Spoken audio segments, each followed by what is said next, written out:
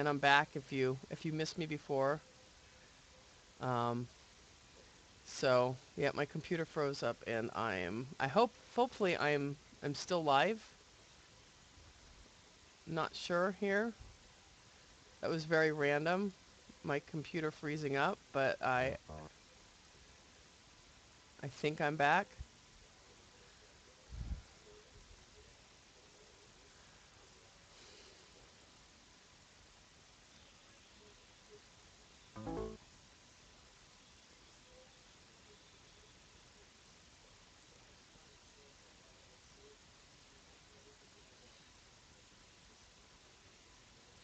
Waiting for me to come back. I don't know if I am,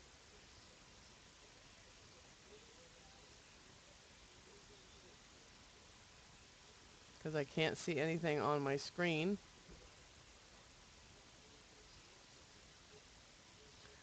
So I am going to refresh my page, and hopefully I am back on, and it says I am live. So sorry for that delay. Like I said, my whole computer just froze up a minute ago. Didn't know what was going on. I apologize, but I am back. It was I clicked on the Crytek page, and it's so loaded with shit on here. Yes, it said. Let me go down.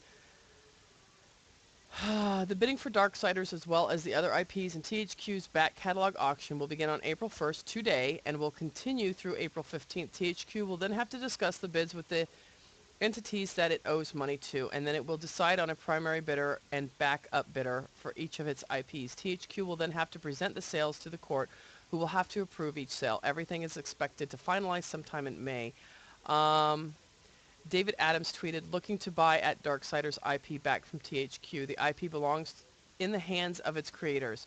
Ryan Stefanelli, the principal designer at Crytek USA, further confirmed that Crytek will be bidding for Darksiders IP and that everyone is excited at the prospect. It's still up in the air what Crytek plans on doing with that IP. It had already stated that it doesn't plan on working on Darksiders 3 because it doesn't fit with our strategy. Nonetheless, fans as well as the ex-Vigil staff will be relieved that Darksiders will return home to its rightful owners. For those of you that are interested in playing Darksiders or Darksiders 2 for the PC, you can purchase the game for extremely cheap through, they give you a link on this. I'll put the link up for you guys. You can pay $1 to get Darksiders, or a little over the average payment to get both games. So you know what? Great. I'm actually so happy. It was such a shame to see this all happen to THQ, because you don't realize sometimes. You'll go, oh, that game was made by them. Oh, so so it's nice that that somebody picked them up, and I'm glad Crytek is hopefully, by what it sounds. Usually when you hear like something like this in the news, it means that um, I just gotta, I don't know if people hear exactly what I hear, if it's loud enough, but my son Rob just popped up a message on Facebook for me. He just did that, and I didn't know, so if he did, I apologize. But, but yeah, so, hopefully they get it. Let me see. I heard a lot of the THQ games right now in stores are super, super cheap. Um, if you don't have any and you would like some, um, now I just found an article, and I'll probably talk more about it on tomorrow's show. I have to remember. Usually I have my people in here to remind me. It says Metro Last Light developer THQ made a mistake in not marketing Metro 2033. A developer at Metro Last Light Studio 4A Games said THQ made a mistake in not marketing its predecessor, Metro 2033, until it was too late. Creative strategies at the studio behind the upcoming PS3, Xbox 360, and PC title, Hugh Binyon told NowGamer that now defunct publisher didn't realize until too late that they had a gem in Metro Last Light. Oh, absolutely. I think in fact THQ went way over the top, and I don't mean that in a bad way. I think they had to with Metro Last Light, even though I did one of their promotions for them. They're actually real gas masks. I have one still hanging on my wall here. It says Metro Last Light on the outside of it. and it is a real gas mask. And that's when they started trying, they gave out for a while, right before they just filed bankruptcy. They gave out Metro 2033 on their site for free. You could download it for free on the PC. And, I think they have, I know that Rob Rob had told me that he played Metro last night, and he said it's the most amazing game. In fact, for my son to say that, he knows that I'm a big THQ fan. He knows that, Homefront was one of my favorite games. He knows that I was really looking forward to Metro last night, and he said he got to play it, and he was just blown away. He said it is probably one of the best shooter games that he has ever played. So for him to give such a strong review of a game that's not even out yet, it is sad to me that, the predecessor to Metro Last Light was never, they didn't have a marketing for it. They didn't, they didn't promote it, support it. And that's a shame. Would have made a difference in, would it made a difference in them, keeping THQ or not? Probably not. I guess from what I hear, they were really, really, really, really in debt. But shoulda, woulda, coulda. That's, isn't that always, the thing? Let's see. Ex-THQ developer Volition has described the impact the publisher's closure had on the development of Saints Row the Fourth, recalling the nerve-wracking few months the developer faced during the company's final moments. Now we hear all these stories, and this is kind of sad. Like you said, Rob and Dom and Sammy went and visited this game as well. I still don't have a full report on it. But they said Saints Row the Fourth, recalling the nerve-wracking few months of the developer faced during the company's final moments before describing its new owner, Deep Silver, as a great partner. It's been nice, actually, Saints Row the Fourth senior producer Jim Boone told VideoGamer.com while discussing the developer's acquisition by Deep Silver. Within the office, I think for the average Volition employee, you almost didn't even notice there's difference, which is a good thing. Um, and that is good. I think what the really sad thing is those that lost jobs, and because the job market right now, for developers and people like that sort, I think it's easy. But people that like the community managers, the social media people, it's so hard to find a job right now in this industry. So that's I think a sad thing. So check out some of those social media people out there, developers, and um, I'm just reading something. This is interesting that I just saw. Wow. It says Koch hires THQ staff. Former members of UK THQ team have found a new home amongst the ranks of Koch Media. Um, Fisher has taken on the role of UK head of marketing and PR, stepping up from his previous position as senior brand manager at THQ. He worked on titles such as Saints Row and Metro, both of which were acquired by Koch earlier this year. Richardson is now digital marketing manager and will draw on his 4 years of experience as interactive marketing manager at THQ. That's awesome. Like I said, I'm all for all these people finding new jobs. It seems like 4 major people from THQ have found jobs with Koch Media. So, yay for them. Good job, guys.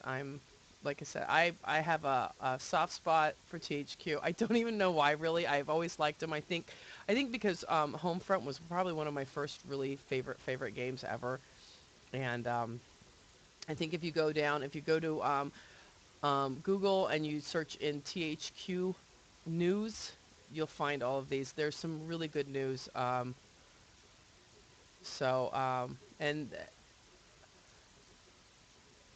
they there's other news. I actually think I'm going to compile a whole big thing of THQ news tomorrow and see what's going on in Activision. They've got some realistic 3D face rendering technology going on, so that's I guess that's a big deal. right now. Activision demos lifelike face technology. That's pretty interesting.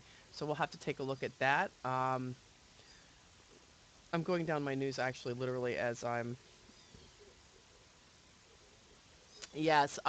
This is a new thing with Treyarch. My son actually got it on his. It says Call of Duty Black Ops 2 microtransactions. Pay $2 to wrap your gun in bacon. On Wednesday, Treyarch will add optional microtransactions to the Xbox 360 version of Call of Duty Black Ops 2. Players also have some free content to look forward to as well. If you excuse me, you hear a kitten in the background. He's meowing for his mommy. By the way, I have kittens to give away. If anybody wants one, let me know. Um, Let me see. According to One of Swords, players will be able to purchase personalization packs to make their character stand out from the pack. Each pack comes with 3 targeting um, reticles, reticles, a calling card, and a unique weapon skin. One example pack makes your weapon appear as though it's wrapped in bacon. Those packs are 160 Microsoft points, or $2 a piece. Do you know how much money they're going to make off of this? Is this not just... I think it's great that they're making money, but oh my God, can you just imagine the money that they're going to make off of this? Insanity. You figure how many people play Black Ops 2? $2 a pop? It's going to crash servers. How many guns are you going to see that are going to be bacon guns? Black Ops 2. I can't wait. I hope somebody, like, just the first day has a live stream going on, because I want to watch it. So if you know of a live stream going on that day about bacon wrapped guns, please let me know. Send it my way, because I want to watch it. And but that is my show for today. Just welcoming back everybody. Before I go, I do have one more great big announcement. Recently, we have discussed. We've been trying to delve into new things in Rebel Gaming, and so we have decided, the group of us, to change our name to Rebel Media. And not with the font being showed. I just made that this morning real quick. We will be covering gadgets, movies, food, television. We're looking for some series writers, which means if there's a certain series that you follow and you'd like to recap every week on the site, please come and join us. If you are a food connoisseur and you tend to eat out a lot, come to the site, write the reviews. If you are a beer or a wine connoisseur, please come to the site, write about them. All of this is an option that we've opened up to everybody on our staff, that everybody can do. So we're going to be hitting on, gaming will always be our focus. Reviewing games will always be our focus. But like I said, we're going to be expanding and growing. We actually added a new writer. We've actually finally have a sports writer on our... I'm trying to scroll over here. I have like 9,000 tabs open right now. We actually have a new... I met him at work. We started talking, and I found out that, although he does play other games, he mostly plays sports games like Madden and the baseball one. And I don't have anybody on staff that actually does just those games. So he loves those games. He's very hardcore about those games. And his name is Tom, or Tommy. And so he will be joining us. I got to shoot him an email. So welcome to the staff, Tommy. And he's a local Jersey boy, and he loves his sports games. So hopefully we can get some great feedback and get some new traffic and some new friends to the site with Tom joining the staff. I guess that's it. I will wrap it up. I hope everybody's excited for our new name. We'll have Carrie. I know that she's been, in the background a lot for the last few months, but she shot me an email. We're working on a new site design, kind of a more professional look, a more, like I said, still focusing on gaming, but letting people know that, we do more than just gaming at Rebel Media. So we're all very excited, and hopefully the people that have followed our site from the beginning are very excited for this too. And like I said, if you're out there and you're interested in writing for us, please get at any of us. My son, Dom, they can direct you to me. or just get at me. You can email me, s.vivian@rebgaming.com. I'll leave all the information up on the YouTube site. And if, like I said, we're always looking. I especially am looking for series writers. If you play WoW and you want to write a daily diary or a weekly rundown of raids you've done or anything like that, please email us. Let us know if you play Guild Wars or you play anything like that. We don't have any writers like that on staff. And that goes for the TV and movies and food and drink and PC hardware and software. We don't have people on staff like that. Anybody on our staff can do it. I'd really love to get some people that are focused just on those things, though. I think it'd be a great addition to the site. So get at us. We're excited about the new step Rebel's taking. So hopefully in the next few months you kind of see things changing over. The Twitter, we'll get a new background for our Twitter site. We're probably going to open up another YouTube just for Rebel Media, which will keep Rebel Gaming YouTube for all of our gaming live streams and our commentaries that Rob will be able to start again. My son has actually finally officially moved out of my house, so I don't have the pleasure of being able to work with him every morning like I did, which kind of sucks because I miss him. But he's someplace now where they have great internet. So on the good side of that, he will be able to start bringing you his great live commentaries that he used to do, and so that's something else that we can look forward to from him. So like I said, big changes coming for Rebel Gaming. As soon as I talk to our SEO guy, Garth O'Brien, we'll be changing. Once the URLs change, the name change will be official, and hopefully everybody will be happy with it as well. Thank you everybody for joining me today on Rebel Morning Wood, and have a great day.